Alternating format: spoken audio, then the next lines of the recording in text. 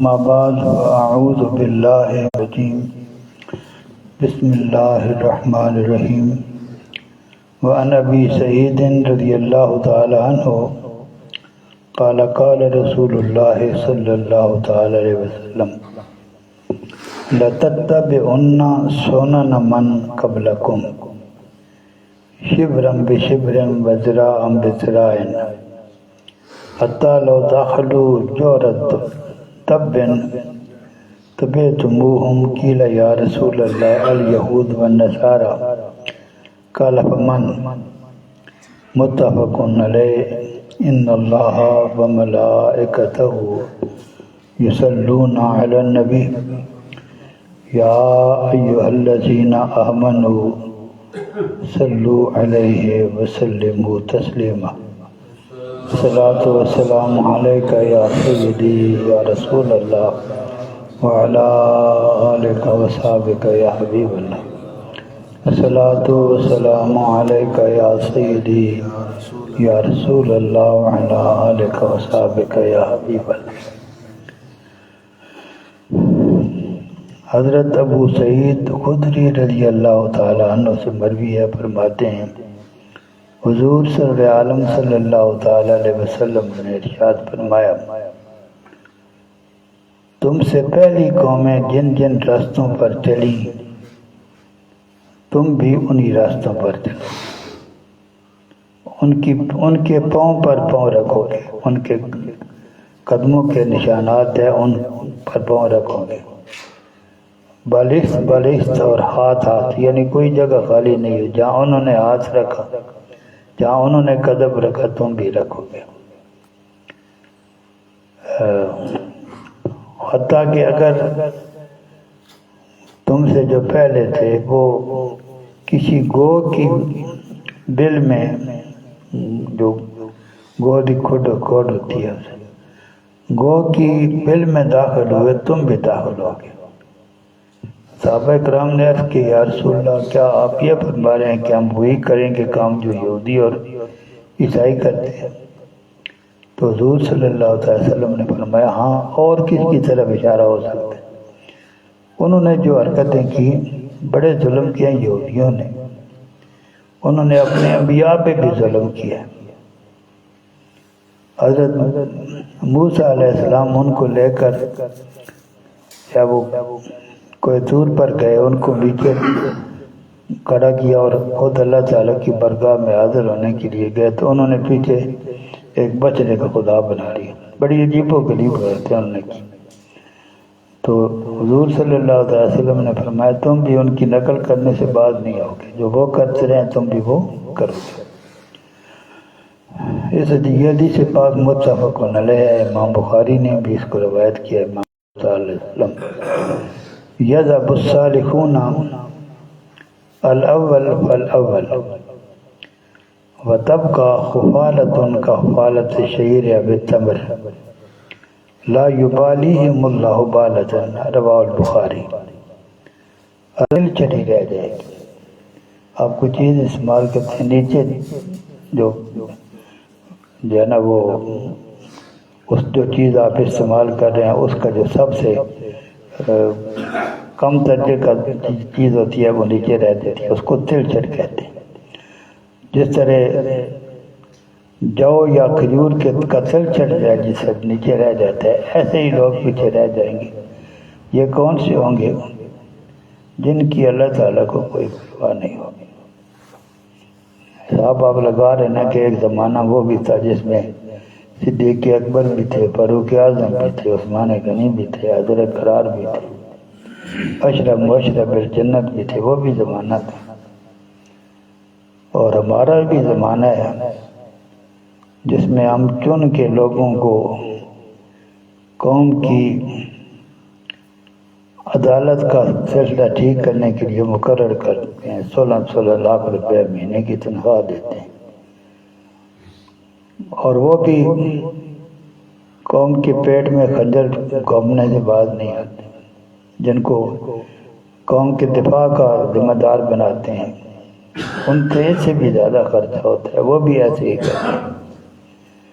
یعنی جو آپ کی کریم ہے ان میں نہ کوئی سچ بولنے والا ہے، نہ کوئی امانت دار ہے، نہ کسی کا کوئی کردار ہے، کچھ بھی نہیں ہے۔ یہ ہمارا زمانہ ہے۔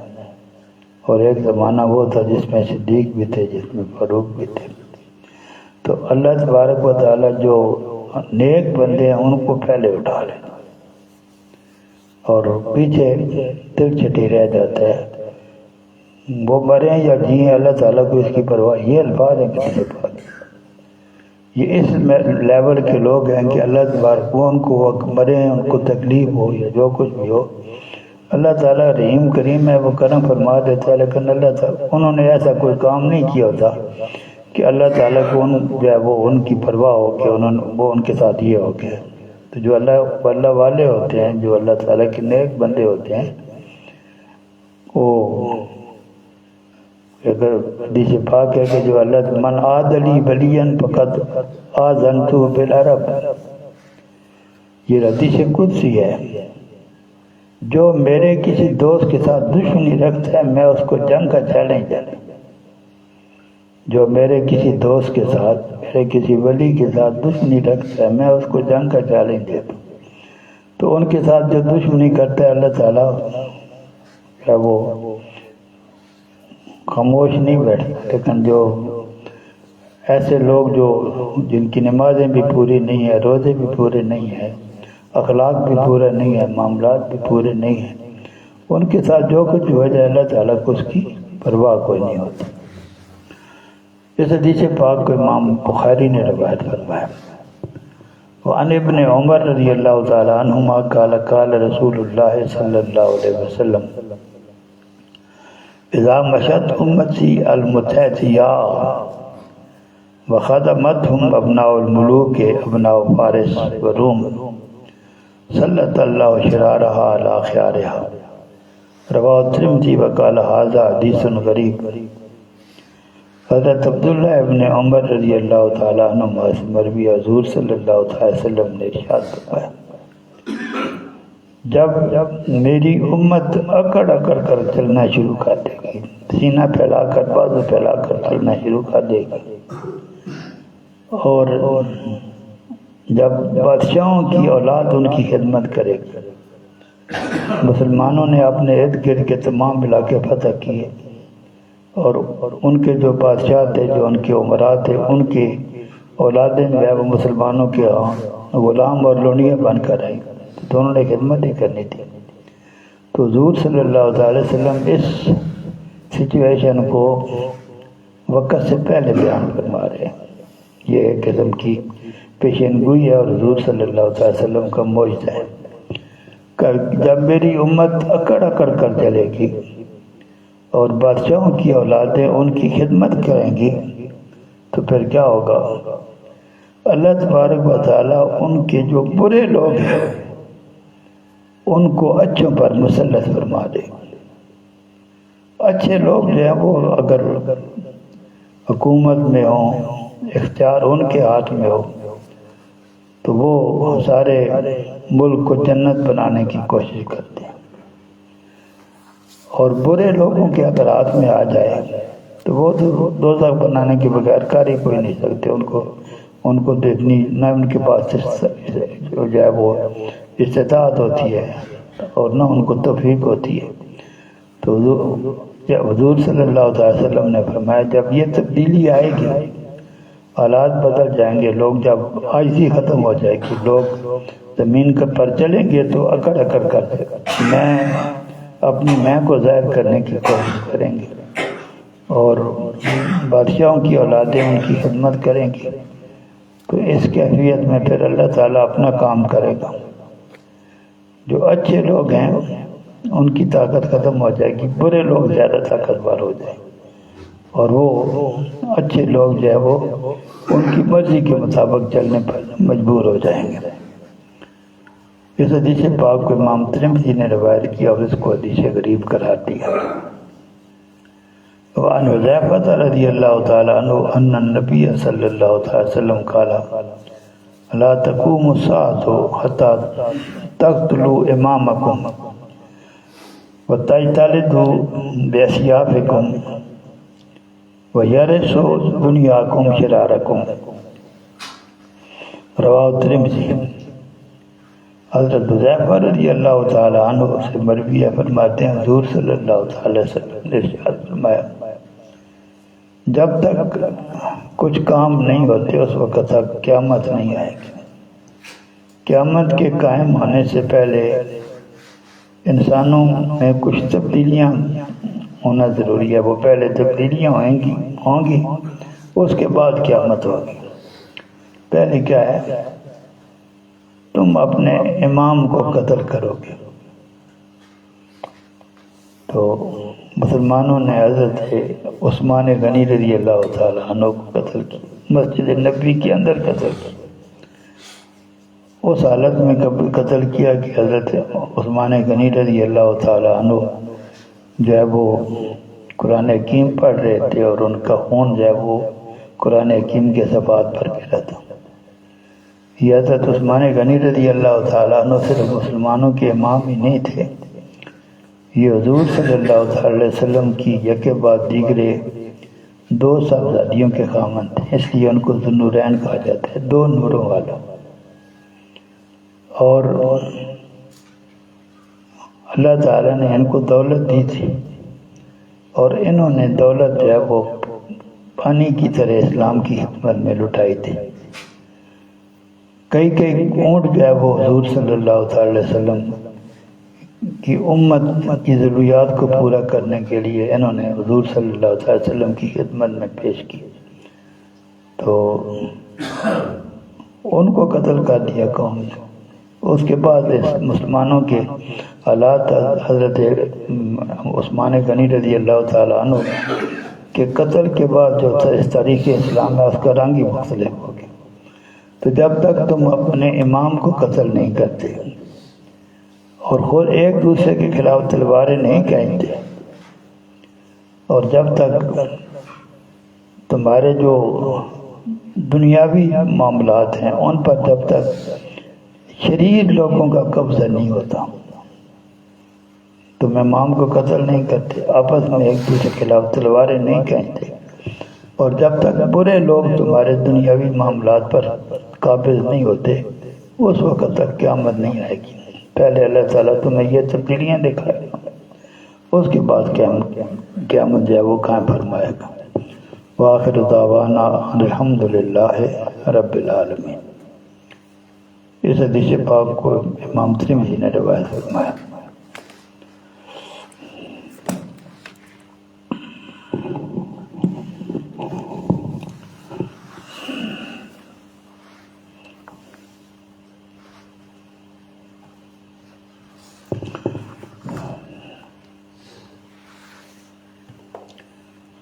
مکروہ روزے دو قسم کے روزے مکروہ ہیں، ایک مکروہ تنزیہی جن کی قرأت کم ہے، حلال کے قریب ہے، اور دوسری مکروہ تحریمی جو حرام کے قریب ہے۔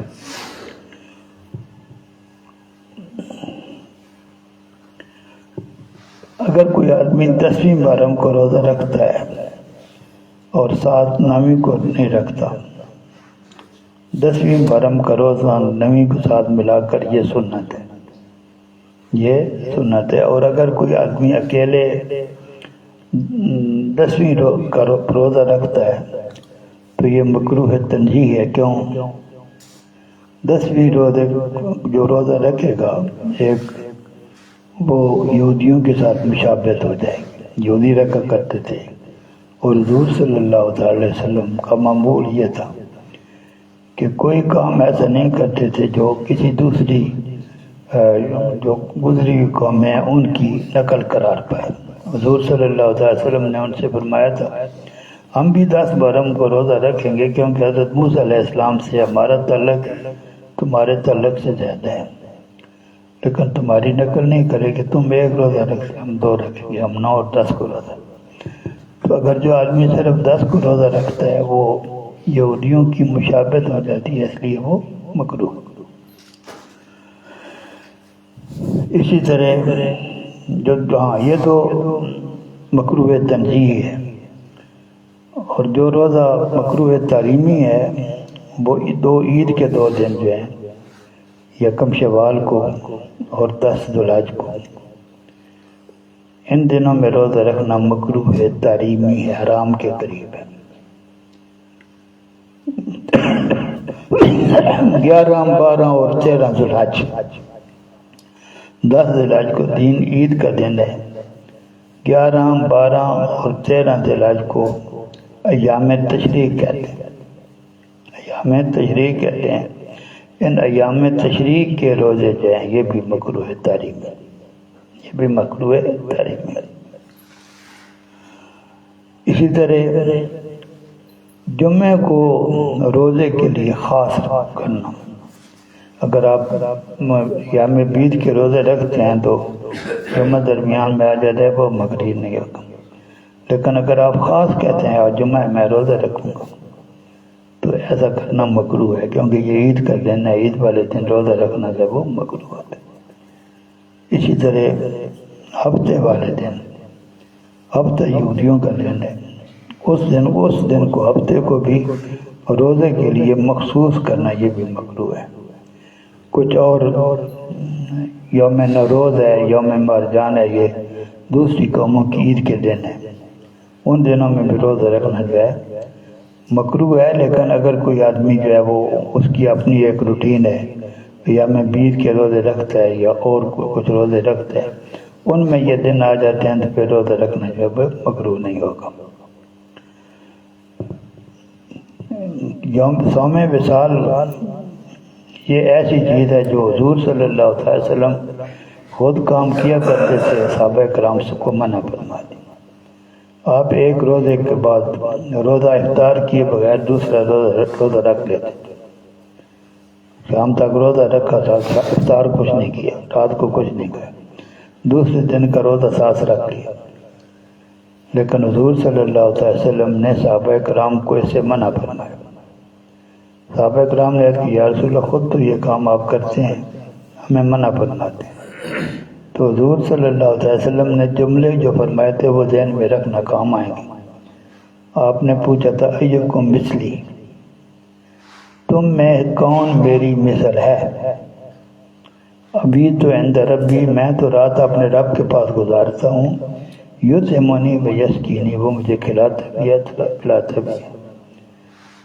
اس لیے تم چونکہ میری مثل نہیں ہو، تم رات اپنے رب کے پاس نہیں گزارتے ہو، تمہیں رب کھلاتا بھی نہیں ہے پلاتا بھی نہیں ہے، اس لیے تمہارے لیے صوم وصال جو ہے وہ مشکل ہے، میرے لیے مشکل نہیں۔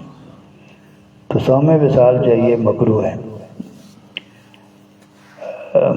اسی طرح کوئی آدمی یہ کہتا ہے کہ میں ہمیشہ روزہ رکھوں گا، کبھی اس کو صوم دار کہتا ہے۔ کوئی آدمی یہ نیت کرے کہ میں ہمیشہ روزے سے رہا کروں گا، اس کو صوم دار کہتے ہیں، یہ مکروہ ہے، اس کی بھی اجازت نہیں ہے۔ وآخر دعوانا ان الحمدللہ۔